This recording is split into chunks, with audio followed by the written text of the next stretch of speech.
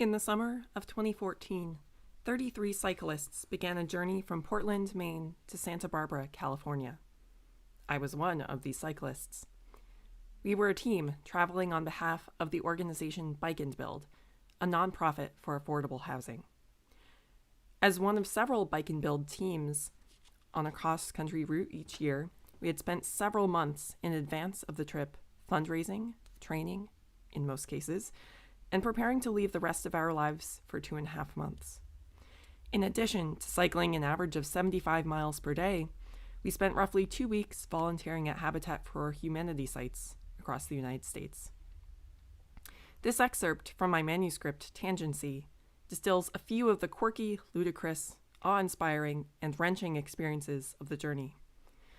Interleaved within it are also emails chronicling the start of the most significant relationship of my adult life, which forms a key part of the backdrop of my adventure. I'm very fortunate to be able to reproduce these messages with the consent of this very special correspondent. This collection has arisen from a deep feeling of gratitude that has ripened in the 5 years since the trip. It has also arisen from a desire to honor the life, character, and memory of trip leader Katie Branston, who lost her life to depression in the time since we ran into the Pacific together. I have also had recurrent struggles with this condition, and remembering her light helps me to get back on the bike and just keep pedaling.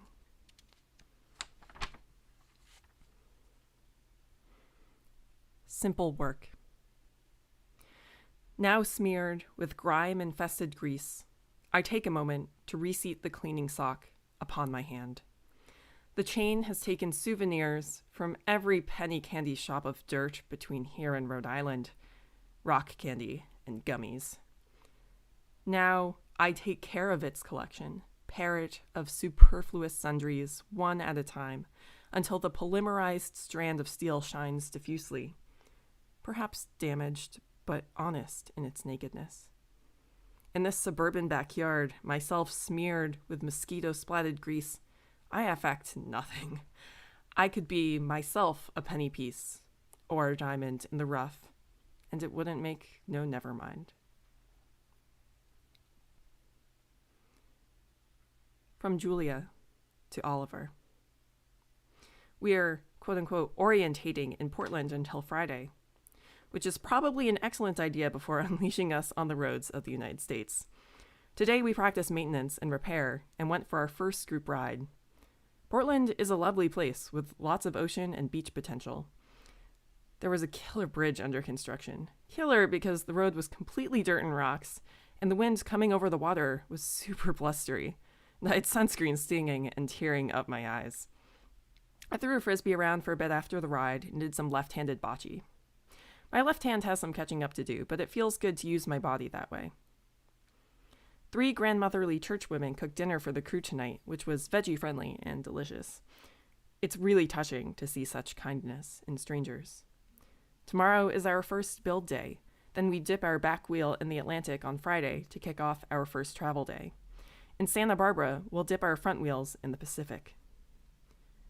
After dinner, we created a team charter of sorts to all commit to the group culture we want to create and sustain throughout the trip.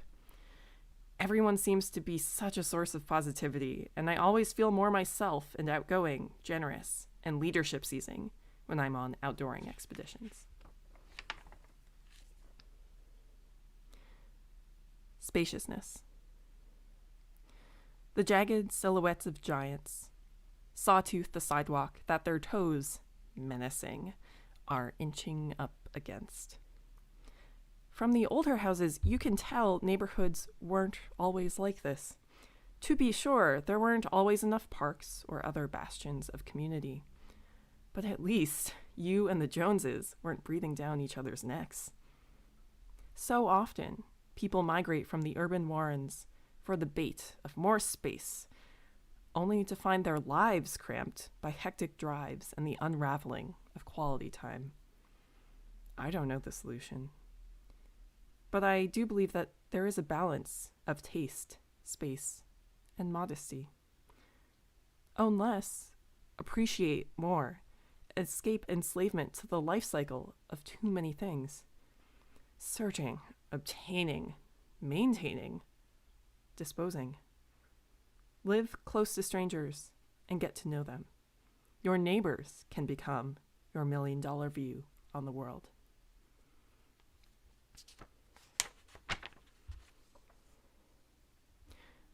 From Oliver to Julia. The wheel dipping is really cute, and I'm totally jealous of that. I don't think you'll end up heavier, but it's fine if you do. I should be getting stronger anyway. We'll explore more beaches in early September in Acro on them. I was thinking about our beginnings the other day, specifically about the "she has a boyfriend also" comment in our discussion about it. The original comment took me by surprise, yes, but I wasn't bothered by it, and I wouldn't have denied its veracity. But then you seemed afraid to stand by it, and you backpedaled more than I expected. I also really enjoyed the conversation we had in your new kitchen where I looked at you, shrugged, and nodded, and you more or less did the same. That was a great moment. Then there were a few words, but they were almost unnecessary. Drum circle.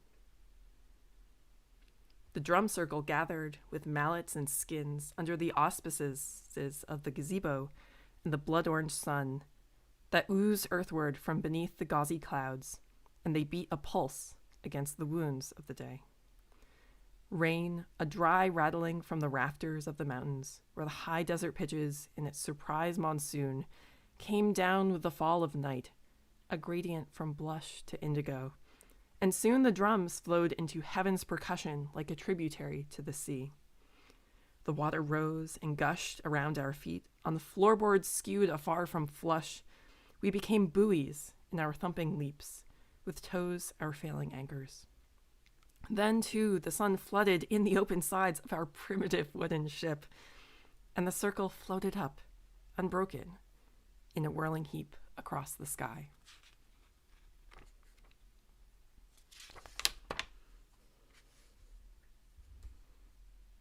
From Julia to Oliver.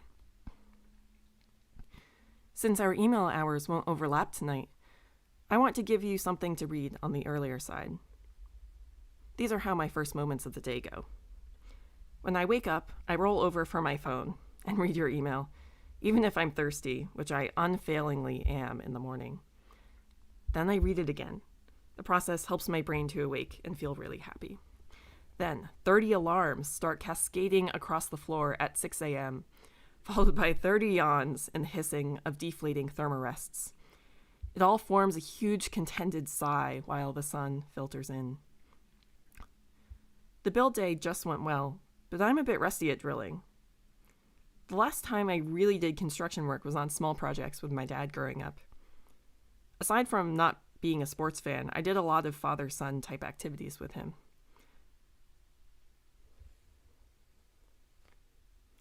The wheel untrue is worrisome.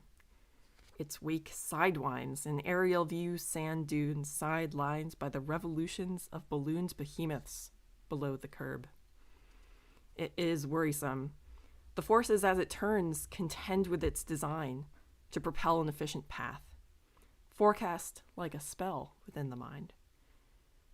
It is an echo of the imperfection dissolved in all of life, everywhere dissolved, everywhere indistinguishable from what is supposed to be. Now the wheel is not only an artifact of creation, it dances, subtle, in almost secrecy, like the first wave after a storm, or an office worker feeling a beat.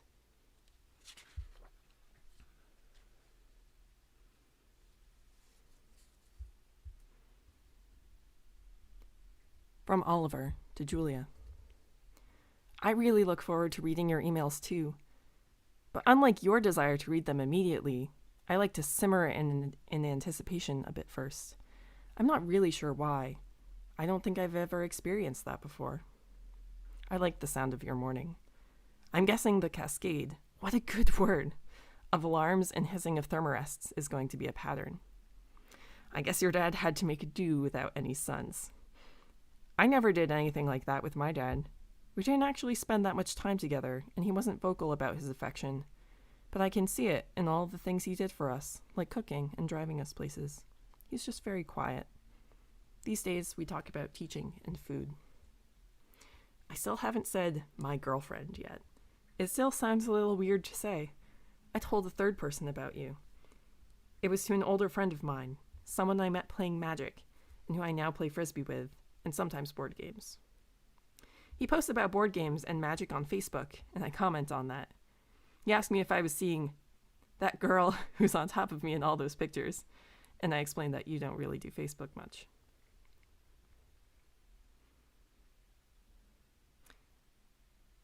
Branston. One day, she stepped on the glass and refused to pick the sunken piece from the hull of her foot. She let it heal over until, riding past Antiques Row in the trickling town of Coshocton, Ohio, the shard sprang in ambush. We made an operating room in a church basement with a bike light and scalpel/Swiss Army knife to take out the enemy. We circled around her propped up leg to prop her up, both laughing and in pain. Even beside herself, Katie was a smile and a field of sunflowers. She inspired unity on her best and worst days. You could not see into her soul, but her soul shone through. Between our singing and laughter, goofiness and happy silences, she was my favorite companion on the road.